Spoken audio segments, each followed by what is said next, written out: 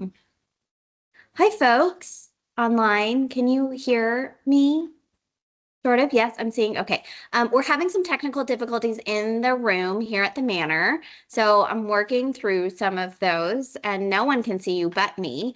So I'm gonna work on rectifying that. Okay. All right. Second screen. There we go. There we go. Promising. I wonder if they can see. Can any of you see the room or you only see me? And also you see nothing because my, Oh, so now you Yeah, can just- see me.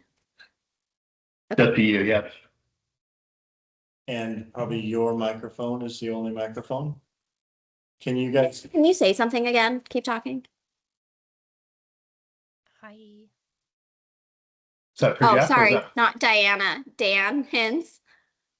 Yeah. Can you hear me? I can hear Jeff pretty well, but Yeah, you're coming out of my computer I and not the room. Okay, hold on. So they kind of locked some of the stuff down so that we didn't have to do this, but then the stuff in the room is supposed to work. So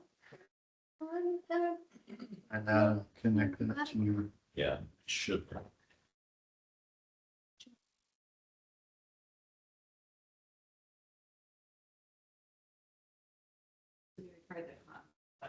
with the console and the TV won't Yeah, turn on.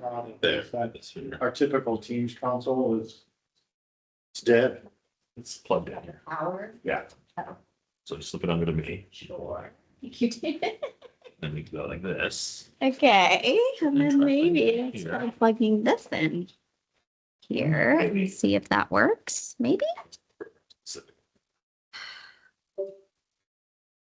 Test. Dan, can you say something? Yep. Hello. Still coming Any out of better? the No. computer. Still. I'm it's on gonna the try computer. one thing and try and Try and change the speaker. speaker.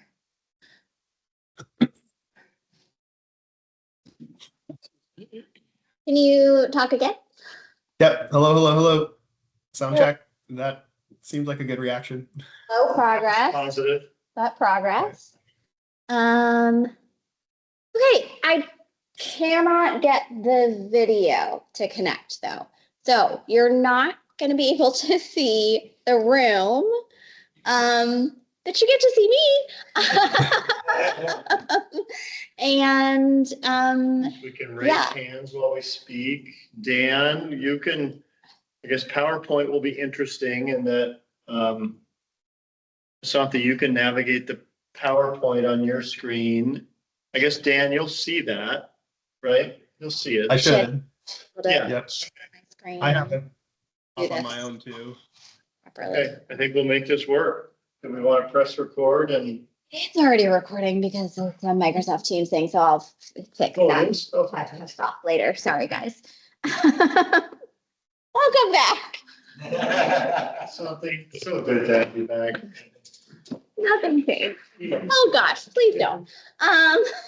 Sorry that this is so strange and wild. But with that, Ryan, David, welcome. How are you? 7:04 p.m. on November 24th, 2025. Chair, I call this meeting of the Issaquah Park Board to order. We'll start with a roll call. It's gonna be this little Ryan Olson, present. Oh, yeah, please say here, present, or make yourself known. David Liu here. Katie Bell. Here. Chris Kovac. As an excused absence. Tim Motley. Anna Novakovic. Here. Diana Wren. Sorry, present. Jane Takushi. Here. Marlene Waxy. Paul Adair. Here. Martha Gintner. Also as an excused absence. Jeff Newell. Present. Thank you. Sounds like we have a quorum. Excellent. Thank you. Has everybody had a chance to review the minutes from the last meeting? If so, are there any corrections or edits? If there are no corrections, then the minutes are approved.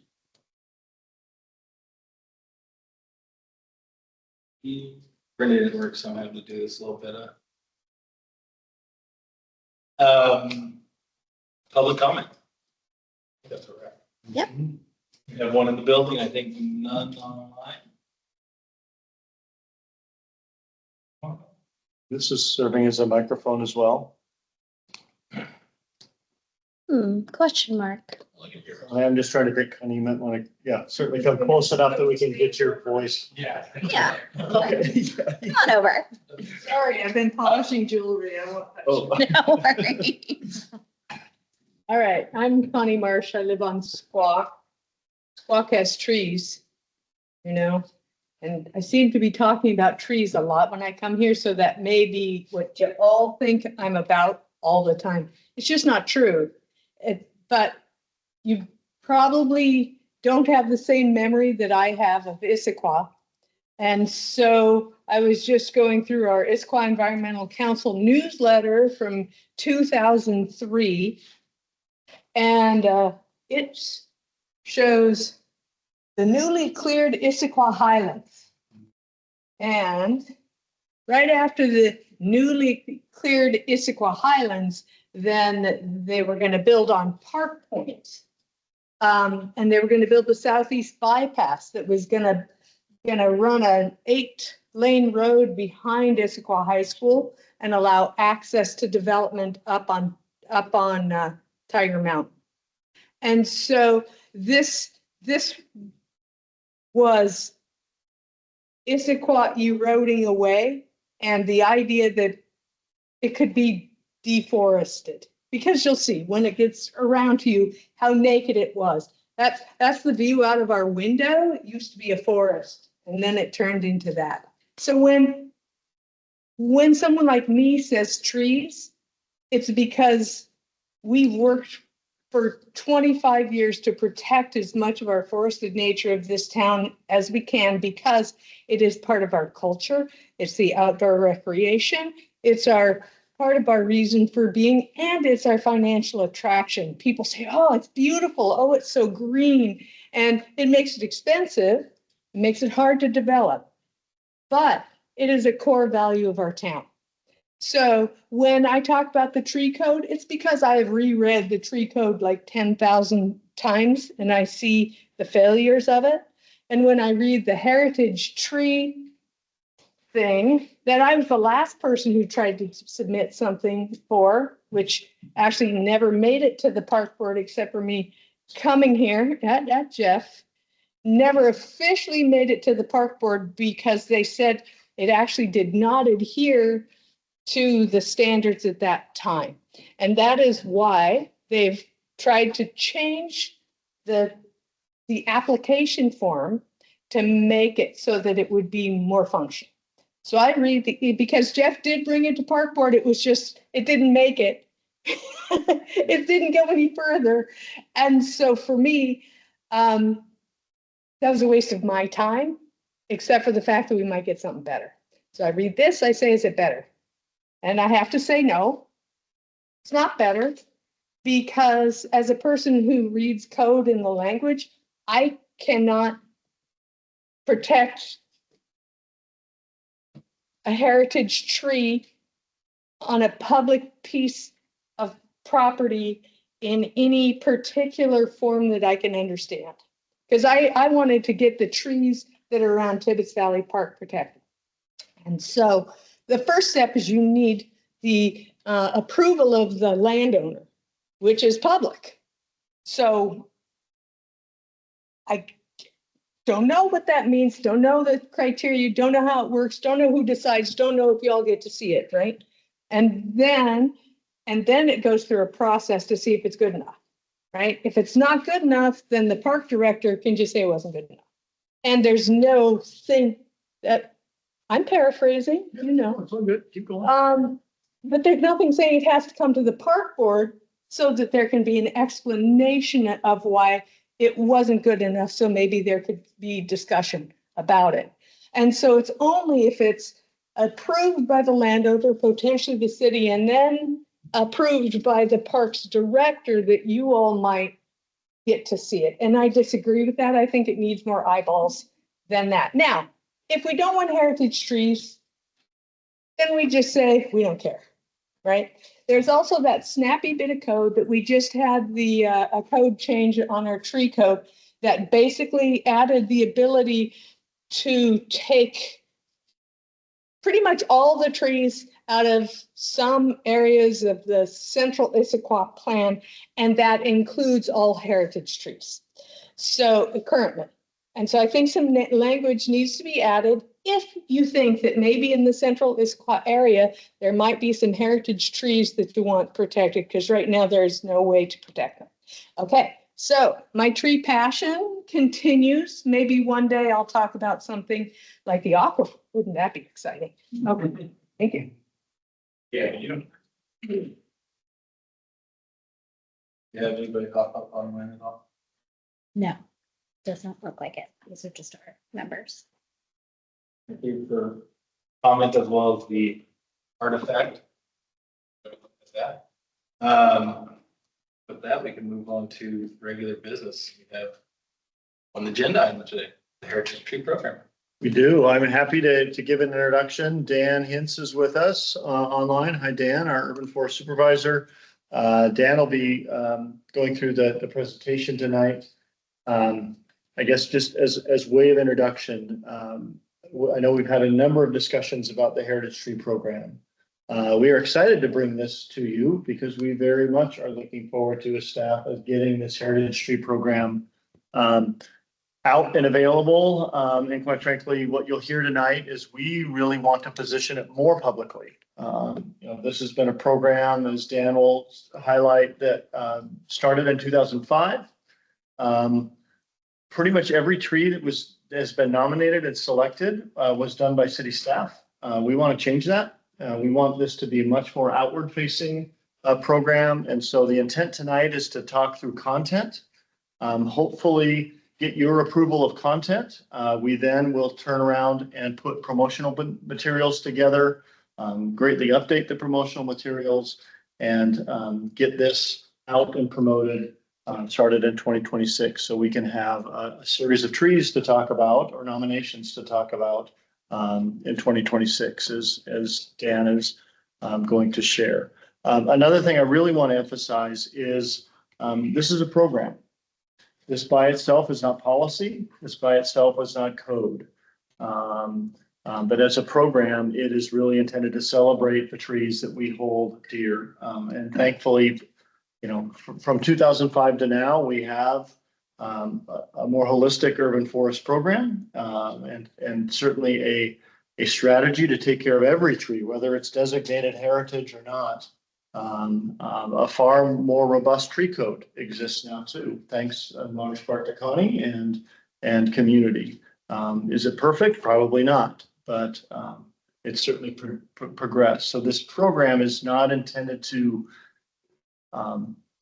do the work by itself. It's meant to play a role in a much more collective, cohesive approach to taking care of the trees in and around Issaquah. So with that intro, Dan, thanks again for joining us tonight.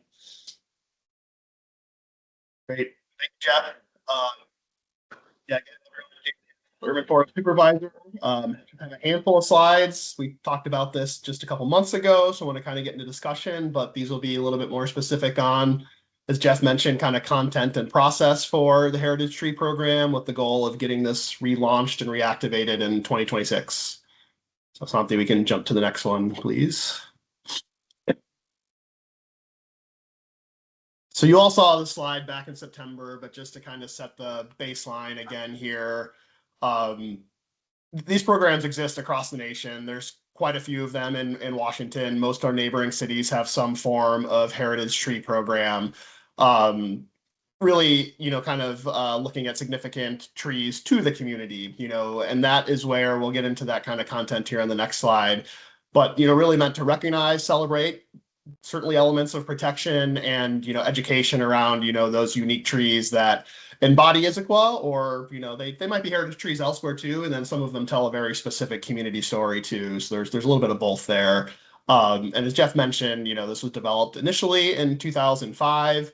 But have not had a heritage tree nominated or added to the catalog since 2012. We have about 25 trees, give or take, currently in our heritage tree program. Next slide, please. Okay, so this is where we'll get into characteristics, the three categories that we have defined, a few changes from what was produced about 20 years ago. I can give a few kind of reasons for those justifications, but certainly could be part of our discussion at the end of this presentation. So specimen is really looking at a tree of exceptional size. I did want to emphasize for its species. We have a lot of obviously large, growing, long-lived trees like our Douglas firs or a lot of our native evergreen or conifer trees. And those are great. I'm not to say that those shouldn't be considered, and they have been quite heavily already in this program, but there's a lot of tree species that can be far on in maturity, contribute a lot to our tree canopy, but not necessarily be giant trees, but for its species might really stand out. That relates to age, of course, too. Older trees generally are going to be bigger. Could be different growing conditions, so that's not always 100% the case, but age and size are definitely pretty closely correlated. Form and then rarity. So talking about tree species that may not be real common in Issaquah. For instance, we have a big leaf magnolia tree at Gilman Village as a designated heritage tree, and that is the only one I know of within the city of Issaquah, and even in its native range is a pretty rare tree in the southeast of the United States. So I guess kind of an example of a species rarity there. Historic, a tree recognized by its association with a historic location, structure, person, or event. I'm going to kind of hop ahead to changes down there and come back to ecological value, but specimen, we've kind of, looking at other programs in the region here and just thinking it's a little bit more accurate than purely size or age is the category we had before. So that is a change. While it still encompasses size or age, it's a little bit more broad to emphasize form, rarity as well. Historic too, we removed, specific call out to early settlers, which was in our kind of first version of heritage trees created 20 years ago. To really just make it clear this is not purely a, kind of European 1890s on early Issaquah. There potentially could be other historic trees that are associated with cultures or events prior to then. We've discussed some, we're not going to get into depth tonight, that culturally modified trees for tribes here are not going to be included in this program, and that is off of consultation with both the Muckleshoot Indian tribe and Snoqualmie tribe and concerns of publicizing what are very sacred trees to their people.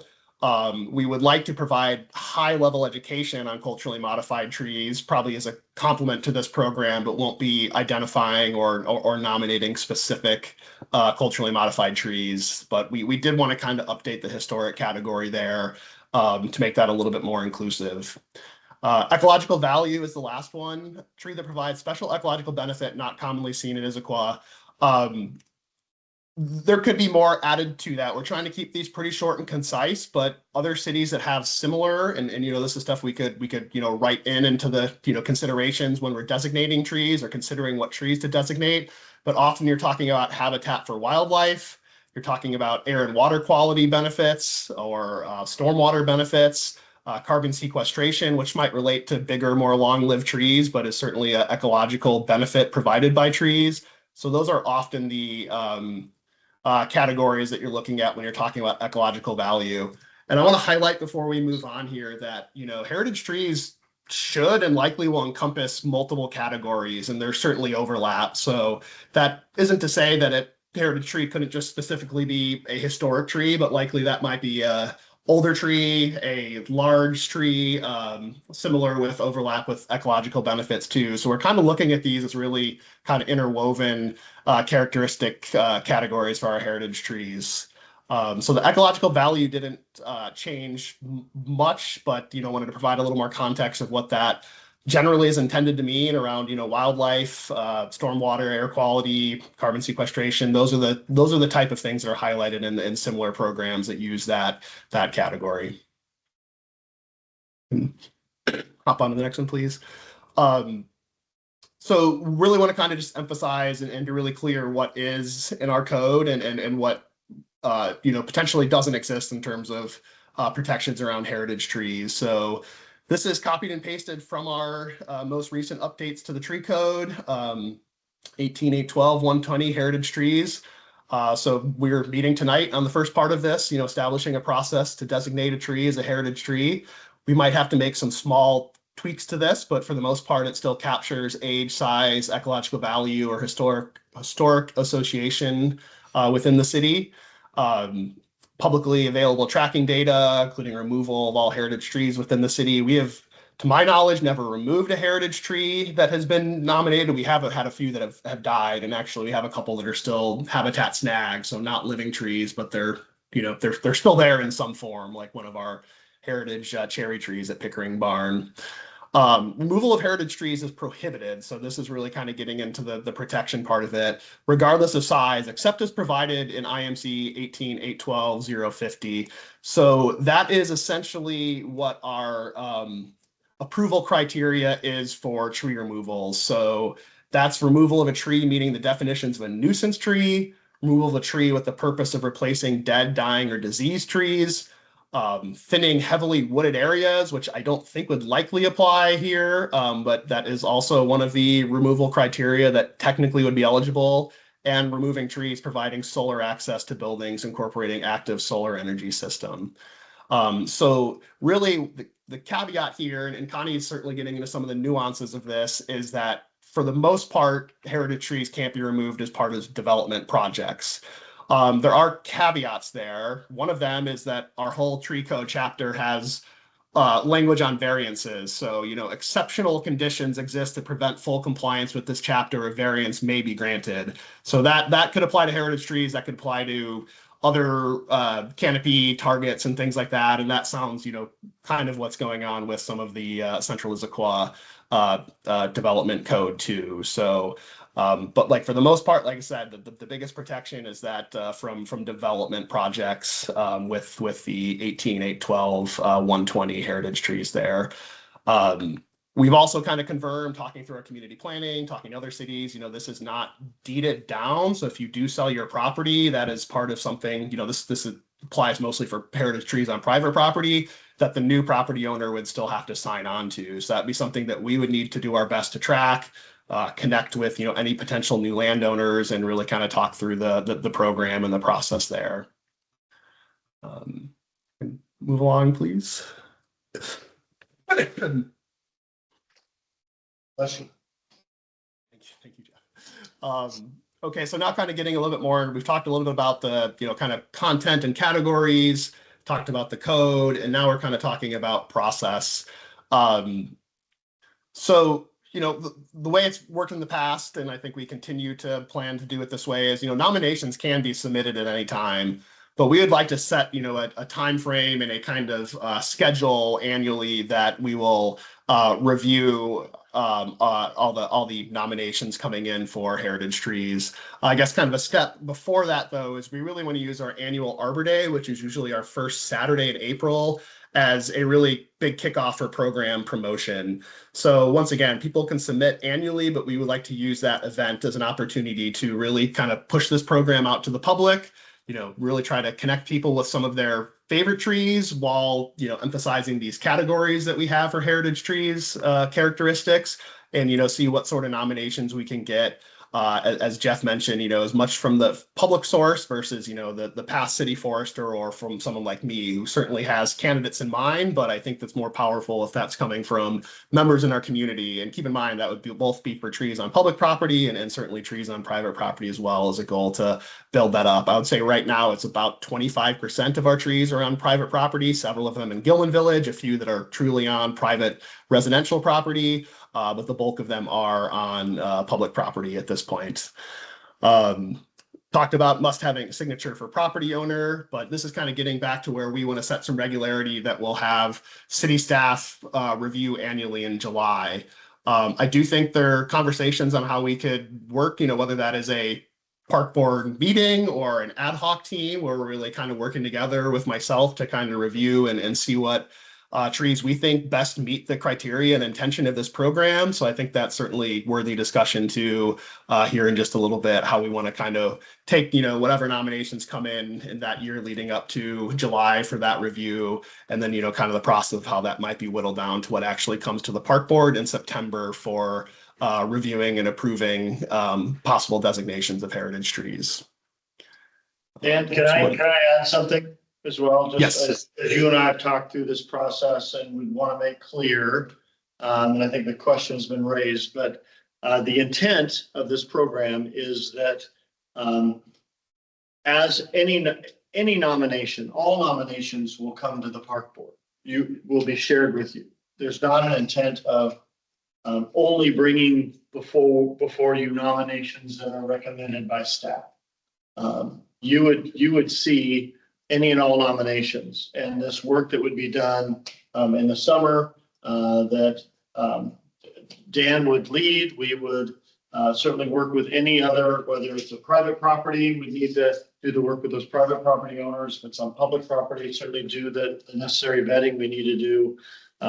So you would see those nominees that are being recommended will be communicated to you, but you will see both those that are not recommended and those that are recommended for heritage trees. So there's no intent to somehow shield from you nor the public any trees that were nominated.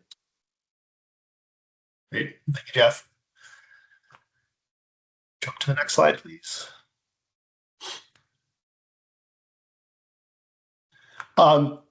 This is a little redundant to the last slide, but if people like flowcharts better than bulleted list, maybe this is a little more fitting for you. But really kind of looking at this kind of from, as I mentioned, our annual Spring Arbor Day, really focus on program outreach, forms submitted. They could come in before that, but that's really going to be the 3-month window or so in the spring and early summer that we're going to really focus on driving nominations from the public.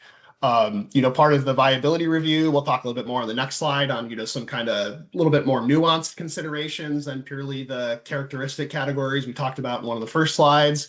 But some of that will be, location. We want to make sure these trees are in relatively good health, so we're not nominating trees that are then, going to be pose hazards or be kind of falling apart within, 5-10 years or so.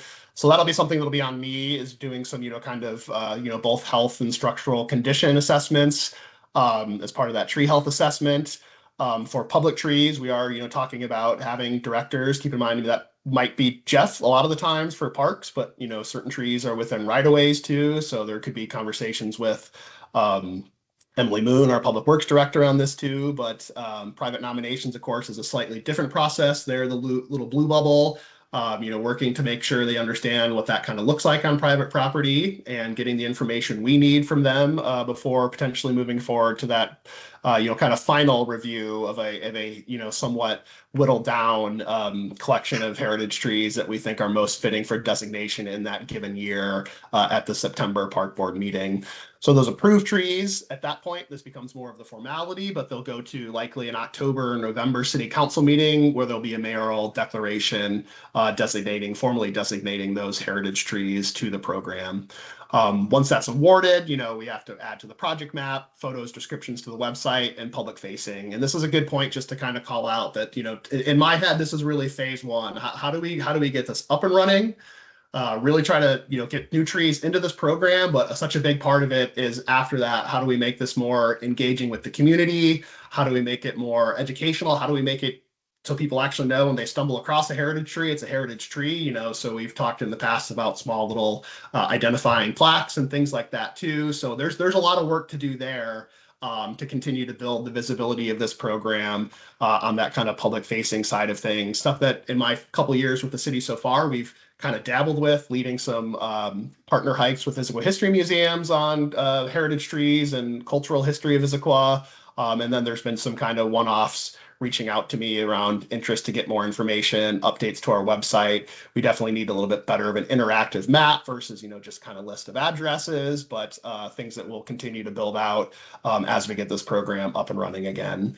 So that's kind of the proposed updates to process and timeline, and really trying to kind of solidify, some of the feedback we heard is that a lot of this stuff just came to the park board in September and then kind of moved forward. There wasn't, that opportunity to have a little bit earlier touch point, or much opportunity if there are public nominations coming in to, really truly kind of review, vet, and gather information, about those individual heritage tree nominations. So I think we just have one more slide here, Hasanthi, if I remember right.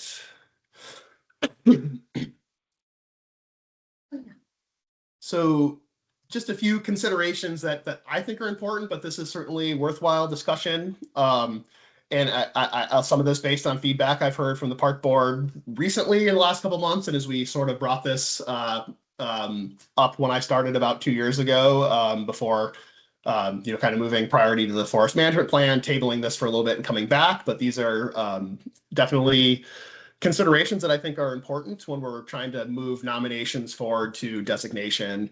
And some of that is species diversity. Do we already have a lot of these tree species designated already? That doesn't mean we can't add more, but I think, one goal of this program to me is to educate around a wide variety of species. Native species is a big part of it, but there's certainly introduced species that are really important for a lot of the characteristics we're talking about for heritage trees in our community, and I think are worthwhile consideration as well.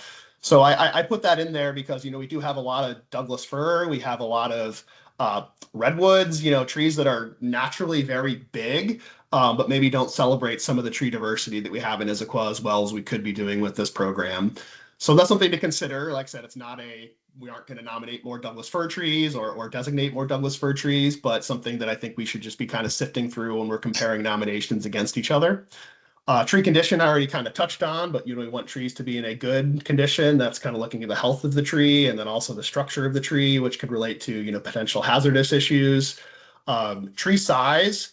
This is not something that I think we'll ever have just like clear guidance on, is this tree big enough for a heritage tree? But there's a great resource out there called Washington State Champions, where most of our tree species, both native and a lot of the common introduced tree species we use in the landscape, have measurements for some of the largest specimens in the state. So similar growing conditions that we have, it's in Washington alone.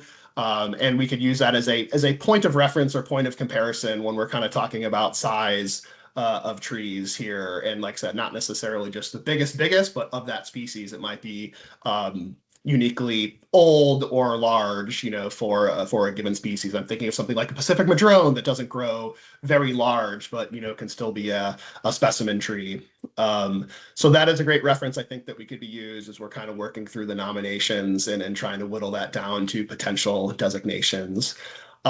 Noxious weeds, there's several trees on the King County noxious weed list. So I think it would probably make sense not to include trees that are listed as noxious weeds as part of our heritage tree program, but that's something we could certainly discuss. And then lastly, number of designations, knowing that this program has been dormant for a decade plus. Historically, we limited that at 3. I do think it is important to have some kind of higher bar and criteria for achieving heritage tree status. The goal is not to just have hundreds or thousands just kind of thrown right back into the program, but we also realize that as we try to get more nominations, try to get more people involved, 3 certainly seems like a limiting number to really kind of jumpstart this program too. So we're looking at waiving that here as we restart the program. Well said, Dan. Do you have an example of what a noxious tree would be? Yeah, I mean, the first one that comes to my mind would be English holly. Horse chestnut is listed as a weed of concern on the noxious weed list. English hawthorn, I've actually had a family reach out to me that has a really large old English hawthorn on their property, and they've actually been interested in not necessarily heritage trees, but other ways to protect it, which potentially is. So I think these are the things that are considerations that are out there that I have been contacted about. You could spin it the other way where it could be used as this is still a, old tree meets the specimen standards, but we really educate around why we don't propagate this or we don't plant this because of its invasive properties. But those are a few that come to my mind: hawthorn, chestnut, holly. There's probably a few more I'm not thinking of. It's not a huge list for what it's worth. Most of the noxious weed lists are truly, herbaceous weeds or shrubs, things like blackberry, ivy. But there are certainly a handful of species on the King County noxious weed lists. Thanks for that, David. Yeah. So Asante, I think the next slide, if I remember correct, is questions and discussion. So I will pause there and happy to kind of chat through. As a reminder, we're kind of talking about the content, essentially those three categories. We talk about heritage tree characteristics and some of the small tweaks there, and talking about the code or protection element, and then really talking about process for jumpstarting this program again in 2026. While you're all thinking questions or having discussion, Dan, maybe you and I could tag team this because I know it's a discussion we've had as a group a couple of times as we've talked about, do we want to consider groves or stands of trees? And Dan, I just thought maybe we could talk about this a little bit, and that as we've done some sort of comparing with our peers, looking at how other cities handle groves and stands, we feel like there's more work to do. We don't feel like we're ready to sort of put some boundaries or understanding around how do we recognize the stand of trees? Does that mean every tree has the same protection? Are we recognizing the stand, or are we recognizing each individual tree? And so it's not that we don't want to. We would like to do a little bit more work, and in a year or two, be able to come back when we feel that much more informed and know how to, do we create a subcategory or is it the same category? And just, how do we treat that? And so, and I guess an example to that is, as a program, we don't want to leave this untouched for the next 20 years. Like any program that we do in many divisions of this department, let's review the program every 2 or 3 years and see how we might want to adapt, add to it, adjust to it. So I just wanted to give that as an example. Dad, anything to add to that?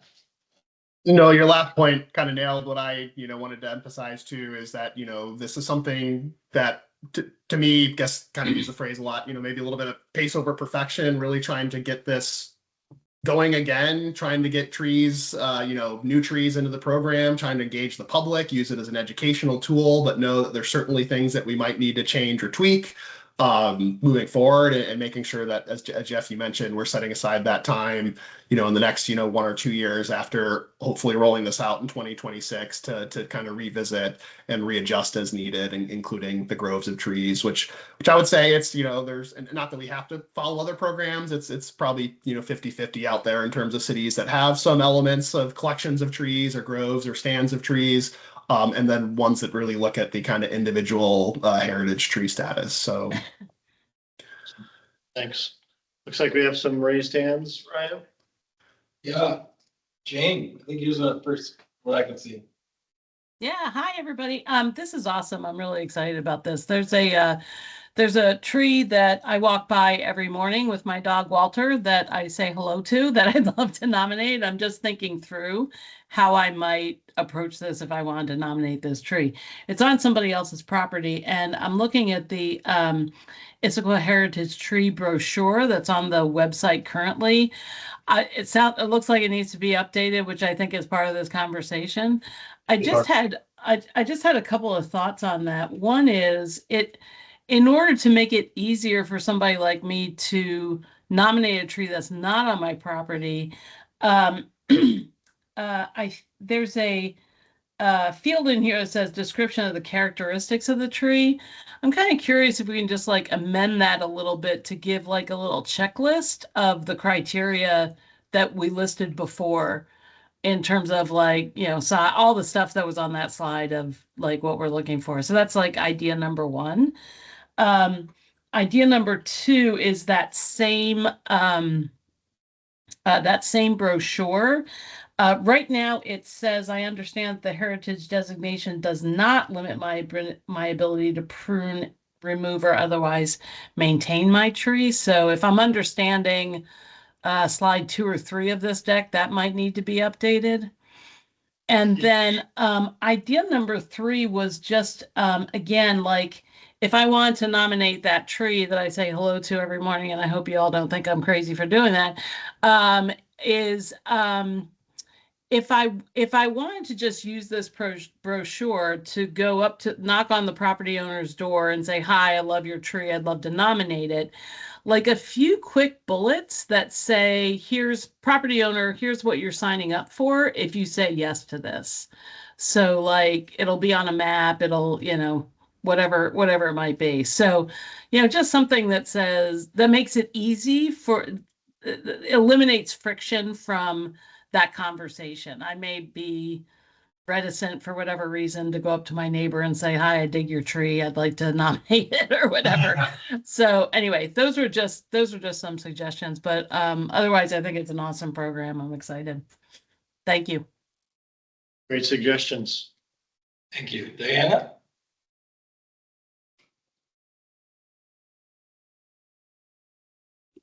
Hey, sorry, I was muted. So my comment, I guess, is about the engagement with the public, or your suggestion that we might put up some kind of plaque or signage to inform the public and educate them about the specific characteristics of this tree and why it's included in the program. Granted that not all of these trees may be accessible to the public because they could be on private land, but for the ones that are, I live by the Rainier Trail. I see a lot of people coming to visit the troll, and they are often on kind of process of seeing all the trolls in the area. It would be cool if we could have some kind of stamp to be collected at each location, or a QR code to scan, something that encourages people to engage with and interact with these trees and actually go visit them, learn more about the program. Love it. Dan, I know you've done some brainstorming around that. I think that simple, hopefully fairly. Yeah, Diana, totally great point. There's certainly, we have 3 bur oak trees that are in someone's backyard in the Sycamore neighborhood that I don't think they want people just, kind of walking in willing to. So yes, there certainly are ones, but then there's private trees that are more publicly accessible. As I mentioned, we have 3 heritage trees within Gilman Village. So that's certainly something we probably could work on, with them. But yeah, to me, and once again, this is such an important part of the program. As I sort of kind of mentioned, phase 2 is how do we build that awareness of our existing heritage trees, ones that we're hopefully nominating next year and adding to the catalog. Would be small little, even like 4x4 plaques that have a QR code that takes you back to our website where we have more information. It certainly could be something, as it is a little bit of a kind of collector's thing where you can go out and try to visit all of them. A little aside, one of the best emails I got in the last year was from a mom and her 7-year-old daughter who is super into trees and asked for, more information and maps and details on heritage trees because she wanted to go visit all of them. So, I mean, that's the type of stuff that I really want to continue to be able to build out and offer to the community to do independently, and then certainly as part of organized events as well. So yeah, a little 4x4 that has maybe the Issaquah heritage tree, it has the species name, and then it has a QR code that can both be a sort of, hey, I visited this, and also here's more information on why that tree got designated. So to me, that's definitely a big project. Well, not necessarily a big project, a big important part of, really getting recognition and educating the community around these, and having, like I said, hopefully little, just, I don't think they need to be big signs, but just small signs that kind of call out awareness of the program, the tree species you're looking at, and then, opportunity to QR code to more information. Yeah, right on. Thank you. Question, is there any financial impact to nominating, let's say, 100 trees in 2026? Is there, beyond the plaque, is there any other things that either the city has to take on as a burden or Parks Department? And Jeff and Asanthe, please jump in if you have different thoughts or anything to add. I think that's definitely part of, kind of the the lessons learned. If we get to the point where it is just an excessive burden on staff, my intention is to be the one who's, receiving and doing the initial review and kind of contact with whether those are trees on private property or publicly managed trees. But yeah, if that gets to be 100 trees that I have to go look at, as much as that like sounds really, really fun, I do have other, responsibilities where that would be pretty time consuming. The idea is giving ourselves a couple months, it could spread some of that out. But yeah, I think there are some considerations on just the sheer scale. I mean, to me though, that would be really awesome if we could get the community that engaged, but then, we might have to think of some guardrails to keep that in a, reasonable level for, being the only forester at the city to do some of those initial reviews and really kind of putting together information to have folks like you on the park board help, kind of make those decisions, how to get it down to a certain amount of trees that we actually want to designate. So, so I mean, I've been trying my best not to use them interchangeably, and sometimes I mess up the words. Nominations very different than designations. More nominations is great, but yeah, thinking about the time and resources to go into, essentially review and vet all those. Like I said, we still want to have a fairly high bar. We're not going to set an exact number on it, but we still want to have a fairly high bar for how many actually end up designated annually. And just because it's nominated and doesn't get designated, to me, that's a really cool database we could kind of keep information on, and we could potentially consider those trees again in future years too. So Jeff or Hasanti, I don't know if you have other thoughts on that, but. No, well said. Great question, David. Yeah, I don't see in the foreseeable future a huge cost to this program. Like Dan said it really, really well, right? There's the process for the nominated trees and a resource cost, right? To sort of processing that, bringing that information to you all for final consideration. And then, a tree designation, and I don't know that we're trying to set a cap. I suppose eventually there would be some inherent increased cost, but it would be relatively nominal. I think the importance of that designation is the significance that it holds, right? And again, understanding the relationship this program does have with the tree code, there is a protection that goes with that. An additional protection, right? Every tree in this community is protected to some degree, but it brings an additional protection that, again, doesn't have a cost, but it has a impact. Yeah. I was thinking more of after it's already been designated. Yeah. Okay. 5 or 10 years down the line, let's say it is on private property and it's dying. It's a tree that's dying. Something happened to it, lightning strike, whatever it is. Property owner can't maintain it. They're like, I need to cut this thing down. Like, does the city step in any case, or it's still? No, that would still be the responsibility of the landowner. So whether it's private or public, or if it's on school district property, right? We're not the only public landowner, right? It would be the responsibility of that owner to maintain, manage, or again, if it became diseased or needed to be revoked. So it's truly a program for celebrating the trees. Exactly. Well said. Educating and celebrating our trees. Yep. Again, I think it all sounds great, but I'm curious if we explored, are there unintended consequences or cons to this program? Like, I hear all the good stuff, sounds really great. But I'm like, what are, like, or have you guys talked about, like, what else? If I look 5-10 years down the road, we have all these trees designated. Are we then spending a bunch of time trying to figure out when we're growing Issaquah, what we're gonna do about these trees? Like, what is the long-term bureaucracy that we're creating? It's a great question. I'll take a first stab at this one, Dan, and please jump in. I don't think it's a con.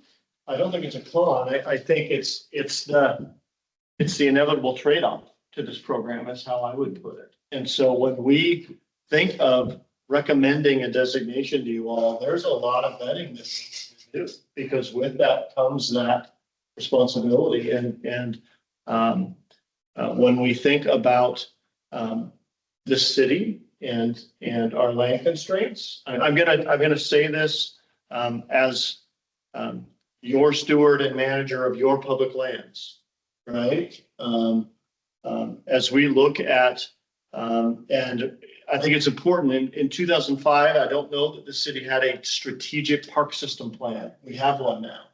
I think it's going to be a really important reliance in relying on that park system plan to say, hey, not only what is that neighborhood park now, but what does that neighborhood park need to possibly do in 15 or 20 years?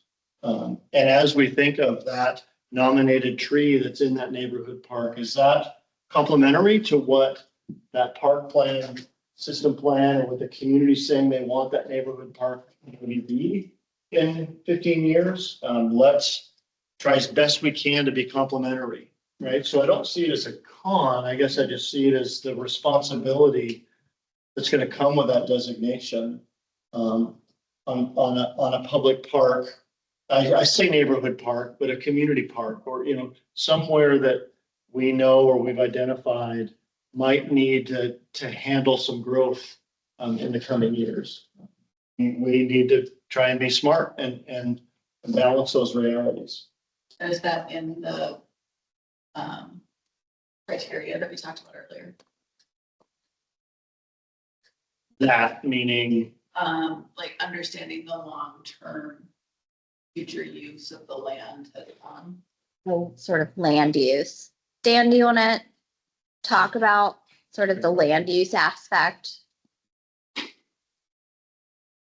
I think Jeff kind of summarized it pretty well. I mean, certain areas I'll have an understanding on, but I might need to work with Jeff or Robin, our planner, or if it's trees that are on public works. But I think it's for especially private trees or trees on other public lands that's not city, just making sure folks are aware of the protections that are added, and then, you know, what is eligible removals. So like I said, it doesn't mean if the tree is, you know, declining rapidly that you can't get rid of it if it's posing a hazard.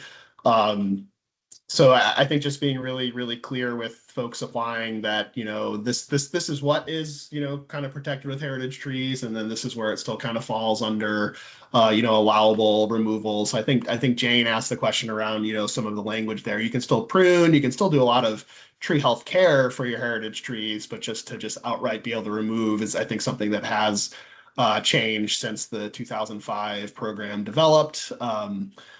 So yeah, I think it's just being real clear with folks, and that's where it can be a little tough on private property. There might be areas that are just no plans whatsoever to do anything to. So having heritage trees there would be great, and having that recognition might be something that people would be really proud of. You know, like having a certificate, having that mayoral designation, you know, that could be something that would be really cool to people. Then there'd be other people who might still love an individual tree, but they might hesitate to do the nomination just because, just to be safe, you know, if, hey, we might do something, you know, kind of land use wise, but I don't know. I think that comes down to kind of each individual scenario. And I think it's just really making clear that whoever kind of the decision makers there are informed of, you know, what does kind of add protections, and, you know, what is allowable for, heritage tree care and removal. I feel like I didn't do the best job explaining that, but yeah, so it's really needing to work with the folks who are actually signing off on the nominations. Yeah, and another thing I just wanted to sort of point out to that point, Marlene, is sort of in this flow chart, if you will, sort of this part here, the nomination reviewed by city for viability. Some of that is Dan's work going out and like checking tree health and all of those things, and does it meet those other criteria that he had.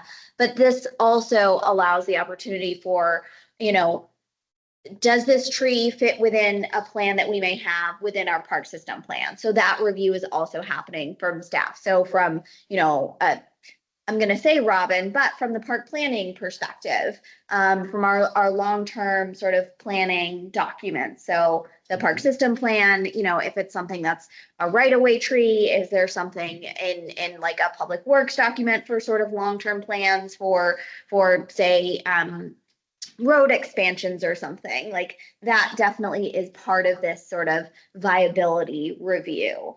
It's not called out in those specifications, but I think that's kind of where we're thinking that work is happening.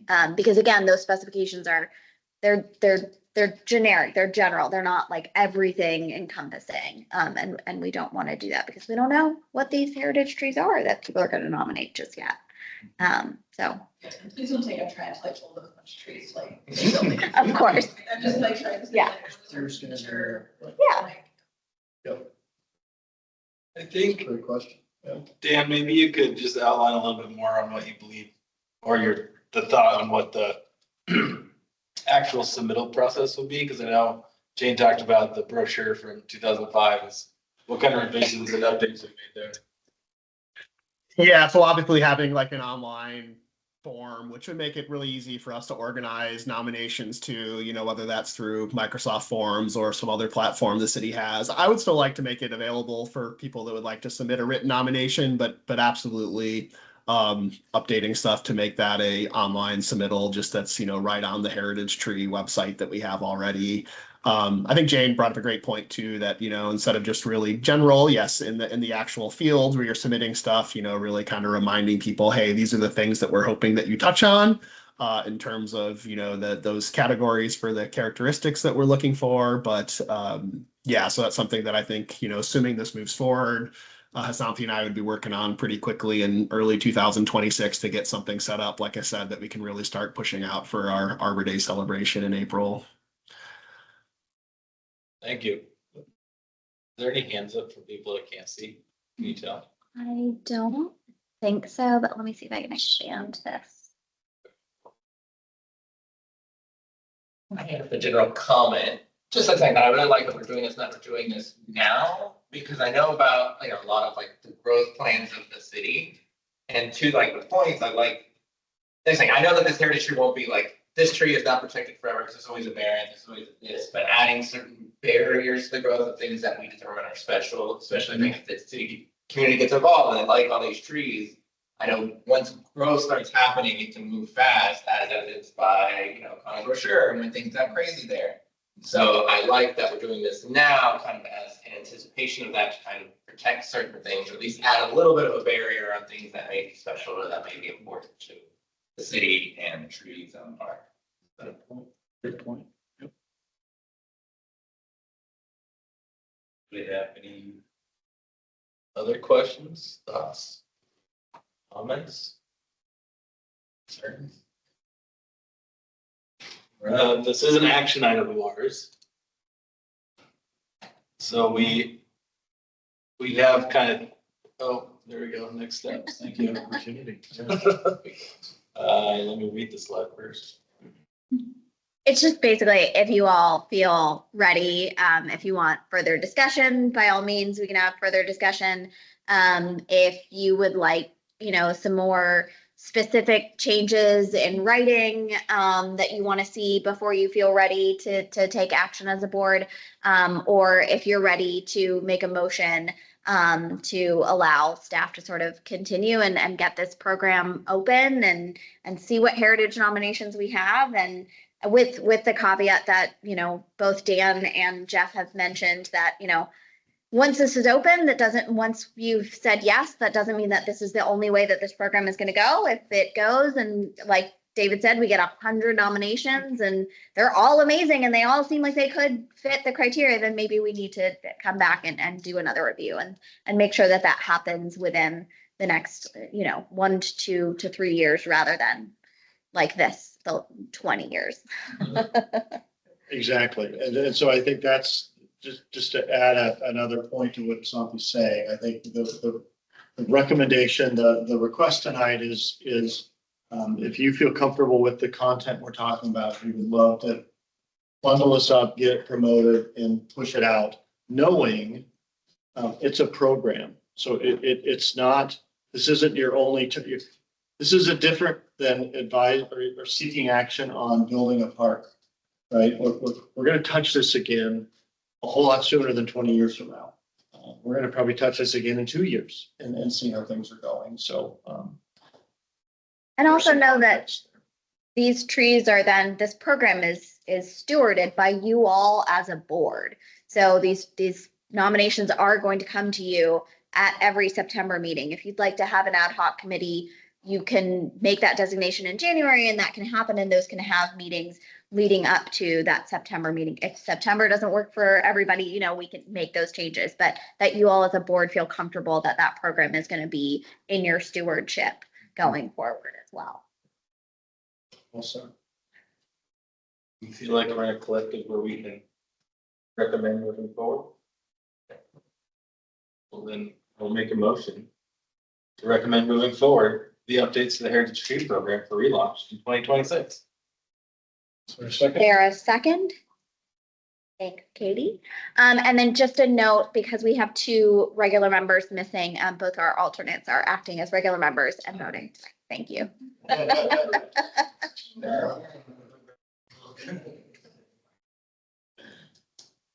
Is there some type of input we needed from those on the So recognition? there's a second, so if we can get a hand raise for those that are in favor of moving this forward from both online and in room. And if you can Maybe keep your, I suggest stop sharing so you Yeah. can see, great idea, Jeff. you can turn their Sorry, I haven't camera on. done this in a long time. Oh, good. And yeah, you can just use the little Teams option to raise your hand online for those that are voting. If you vote yes, and then in room, if you can keep them up because my brain is slow. 6, 7, and then any that are opposed.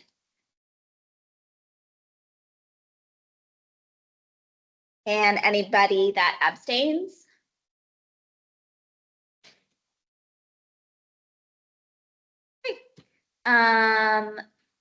With 7 votes, the motion moves forward. So Great. thank you all. Thanks for the discussion over multiple years. Dan, thank you for taking a new look and your commitments and our commitment to make this much more public facing. Really look forward to seeing what, how the community responds to this as we roll it out in these new ways. I'm going to certainly make a commitment that as you see in those materials, we'll make it very clear as we spell out the process that Park Board will be seeing all nominations, not just some select few that staff think make it through, that all nominations will be brought forward, those that are recommended for designation and those that aren't recommended for designation. You will see all of those. Thanks again, everybody. I think that's our one item of regular business.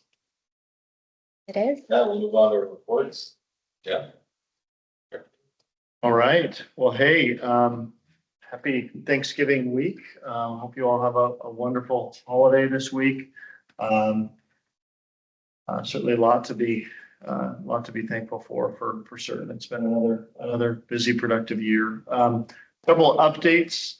2026 budget. As you may know, the city council adopts a biennial budget. So they now adopt a 2-year budget at a time. So they adopted the 2025-2026 budget last year in 2024. As we head into this second year of that biennial budget, of that 2-year budget, there is a more abbreviated sort of series of work that happens with council to look at any budget adjustments that we want to make. Things happen in any given year. 2 examples I have that, as we discussed with council over the last month or 2, they recently adopted some budget adjustments heading into 2026. A couple that are positive for resources within Parks and Community Services. One namely in park operations. So you're all may be familiar, in August, King County Park Levy went out countywide. Within that park levy, there's a rather small, and I'm going to emphasize small, I think you guys have heard me, really small portion of that levy that is allocated to cities. I'll say by editorial, I'll leave it at that. But that allocation will bring for this 2026, this next 6-year cycle, that allocation is a little bit bigger for the city of Issaquah.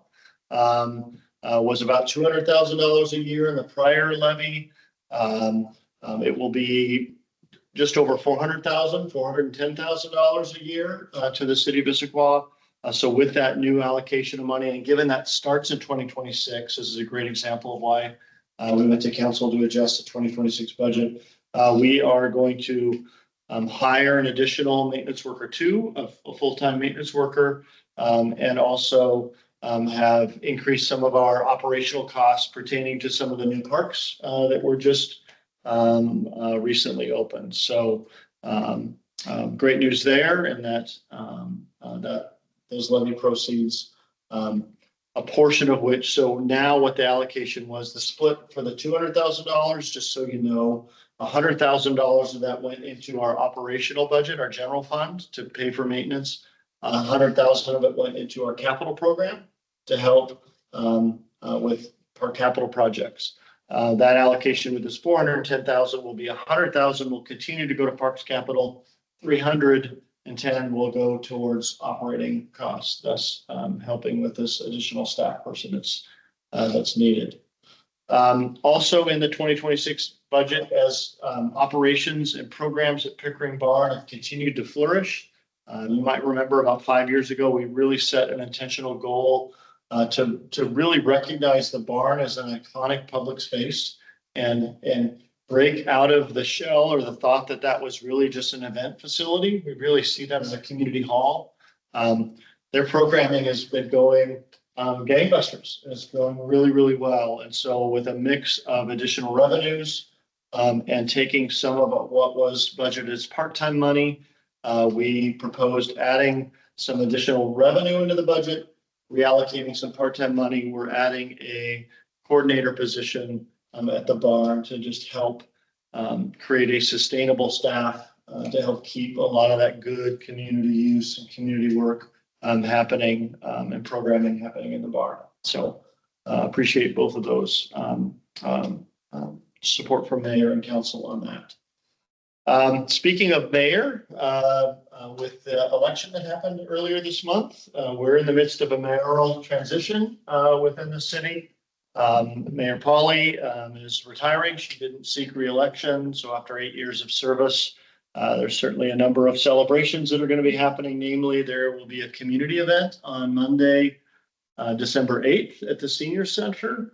I should have had the time. I believe it's 5 p.m. to 7 p.m. I can confirm that, but I'm sure you'll see some invitations out there, but more than welcome to attend that community event if you're interested in attending. But so seeing Mayor Polly off and just the service that she's provided to you all and to the residents of Issaquah. At the same time, Mayor-elect Mullet is into his transition as department heads, as city staff. We'll probably be seeing there towards the end of December as Mayor Paul is transitioning out some additional work and understanding work plan goals and priorities of the mayor. So certainly look forward to just working through that transition. And in my career, I've been around long enough. I've certainly had a number of mayoral transitions,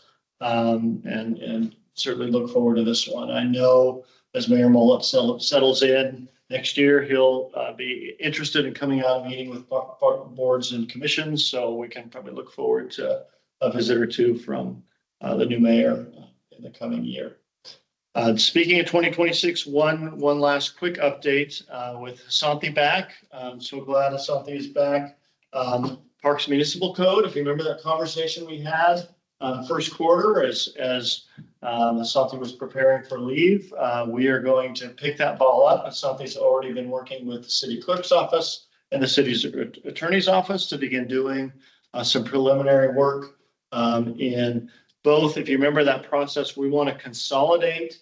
Park code is sort of all over the city code right now. Let's consolidate that into one chapter, and then let's add some additional park code that really has never existed or been in place to make sure we have code that pertains to park uses, park rules, park functions. And so look in the work plan as we begin to shape that for 2026. Multiple touches with you all as the board. That then as a code update will then go through a pretty rigorous process with a couple other boards and commissions, as well as ultimately city council adoption. So we look forward to that getting underway. Cool. Oh, and one last reminder, we do not have and will not have a December meeting historically. It's usually some holidays that happen that third, fourth week in December. But as I've offered in prior years, I would love to take the month as opportunity if you'd like to meet one-on-one. To have a chance to just talk through park board or interests or priorities you all see, would definitely welcome that. I'll reach out to all of you and see if that's something any of you want to take up this month. Question, Bruce. We talked about potentially an ad hoc for the tenants. That's something that we want to talk about in the new year, or how we. Yeah, so typically the board has sort of designated ad hoc committees at the January meeting. If there are items in that work plan for the year that make sense to be ad hoc committee, and that way you can sort of decide what needs an ad hoc and then solicit membership at that same meeting as well. But So, yes, yeah. that is So, yeah. remains on the list. So for that Months planning, to go by without us talking about tenants. that planning process, yes, it's a great example for an ad hoc opportunity. As is Heritage Street program, as Dan said. So, yeah, January, we're to that discussion. Thanks, Ryan. Thank you. No youth representative tonight. Chairperson report, I don't have much to share out. Nothing from my end. Is there anything anyone else wants to bring up or discuss or comment on? Or I'm trying to see the trees getting ready, like the new park by, we call it pedestrian. Oh, yeah. Yes, tree lighting, yes. So for the holidays, that park will be lit up a number of ways. So the trees. For the holidays, yeah. Yeah. very cool. Our next meeting is January 20. Yes, and let me make sure that date. Yes, that's a Monday. Yes, January 26th is the next meeting. In the new year. Ad hoc committees. Yeah. Excellent. Well, all right. Great meeting, everyone. I'd say with that, we'll adjourn this meeting at 8:13. Thanks all. Great holiday season. Thank you, Santa, everyone. thanks, Sorry Santa. for technical difficulties in the room, but we'll have it fixed for the next time. Take care.